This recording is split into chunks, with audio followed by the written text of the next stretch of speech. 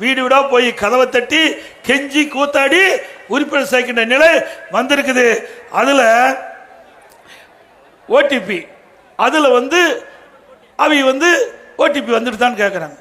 அவங்க தெரியாதே உறுப்பினர் சேர்க்குறாங்க. இன்னைக்கு உயர்நீதிமன்றம் அதுக்கு தடையான கொடுத்துருக்குது. மதுரை உயர்நீதிமன்றத்தில் தடையான கொடுத்துருக்குது. மக்களை ஏமாற்றி அவர்கள் உறுப்பினரை சேர்த்து அவளை வலுக்கட்டாயமாக உறுப்பினர் சேர்க்கின்ற நிலை இன்றைக்கு திமுக வந்திருக்குது. சில இடத்துல 100 நாள் வேலை திட்டத்தில் பணிபுரிகின்ற ஊழியர்கிட்ட போய் நீங்கள் 100 நாள் வேலை திட்டத்தில் தொடர்ந்து அந்த பணியில் இருக்க வேணும்னா அந்த திமுக உறுப்பினர்கள் சேர வேண்டும். அதே மாதிரி முதியோர் தைத்தகர் அப்படி அவகிட்ட போய் நீங்கள் தொடர்ந்து உறுப்பினர் இருக்கணும்னா வயசானவங்கிட்ட போய் அவகிட்டையும் உறுப்பினர் சேர்த்துருக்குறாங்க. அது 1000 ரூபா உரிமை தொகை கொடுக்குறாங்க. அவர்கிட்ட போய் நீங்கள் அந்த உரிமை தொகை தொடர்ந்து உங்களுக்கு கிடைக்க வேணும்னா திமுக உறுப்பினர் சேர்க்க வேணும்.